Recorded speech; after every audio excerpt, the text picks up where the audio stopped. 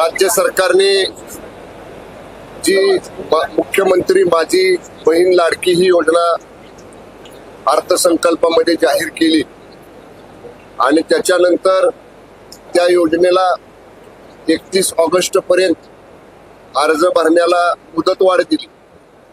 दरम्यानच्या काळामध्ये आपण सगळ्यांनीच पाहिलं, अनेक ठिकाणी अर्ज भरण्यासाठी दाखले मिळवण्यासाठी महिलांची प्रचंड गर्दी झालेली आपण राज्यातल्या अनेक ठिकाणी पाहिली। त्याच वेळी मी जिथं पालकमंत्री आहे त्या सातारा जिल्ह्यामध्ये मी जिल्हाधिकारी आणि सगळ्या प्रमुख अधिकाऱ्यांच्या बरोबर व्हिडिओ कॉन्फरन्सवरती या ठिकाणी चर्चा करून हे महिलांना कुठल्याही कार्यालयात जावं लागू नये, त्यांना त्यांच्या घरातच बसून हा फॉर्म भरता यावा यासाठीचा एक पॅटर्न तयार करायला मी सांगितलं आणि काल सभागृह संपल्यानंतर त्याच्यावरती अंतिम निर्णय झाला आणि सातारा पॅटर्न म्हणून आपण सातारा जिल्ह्यामध्ये उदाहरणार्थ 50 लाख महिला आणि 8 लाख ही कुटुंब संख्या आहे, तर एका अशी आपण पथकं तयार केलेली आहेत। त्याच्यामध्ये अंगणवाडी सेविका, ग्रामसेवक, आरोग्य सेविका, तलाठी अशा 5 लोकांचं एक पथक आपण तयार केलेलं। त्या पथकाला एका पथकातल्या व्यक्तींना 50 कुटुंब अशा पद्धतीचं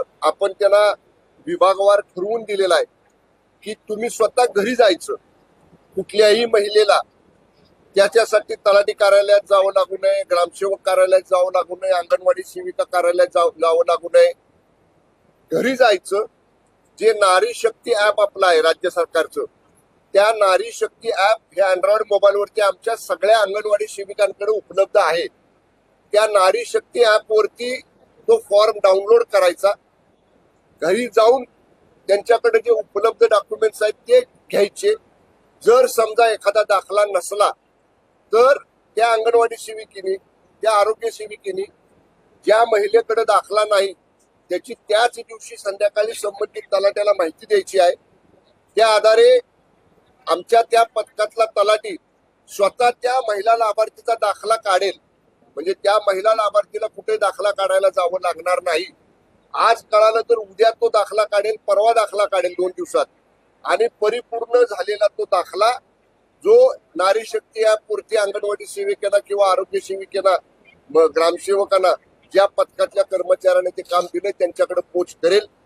मतीचा अर्थ एवढाच आहे की कुठेही लाईन लावावी लागणार नाही, गर्दी करावी लागणार नाही, कुठेही कार्यालयात हेलपाटे मारावे लागणार नाही, घरी बसून त्यांचे सगळे फॉर्म भरून घेतले जातील। आणि मी काल जिल्हाधिकाऱ्यांना सांगितले 31 ऑगस्ट जरी मुदत असली तरी 1 महिन्यात, म्हणजे आज 5-6 तारीख आहे, 6 ऑगस्टच्या आत म्हणजे 3 आठवडे मुदतीपूर्वी सातारा जिल्ह्यातल्या 8 ते 8 लाख कुटुंबातले या महिलांचे प्रस्ताव परिपूर्ण तयार करून मंजुरीच्या स्तरावर आणून ठेवायचे आहेत। हा वेगळा सातारा पॅटर्न या मुख्यमंत्री माझी लाडकी बहीण योजनेसाठी आपण केलेला आहे आणि सोमवारी किंवा मंगळवारी या कामाचा प्रत्यक्ष शुभारंभ हा सातारा जिल्ह्यामध्ये केला जाणार आहे। ठळक घडामोडींसाठी देशोन्नती न्यूज चॅनलला सबस्क्राईब करा आणि बेल आयकॉन प्रेस करा।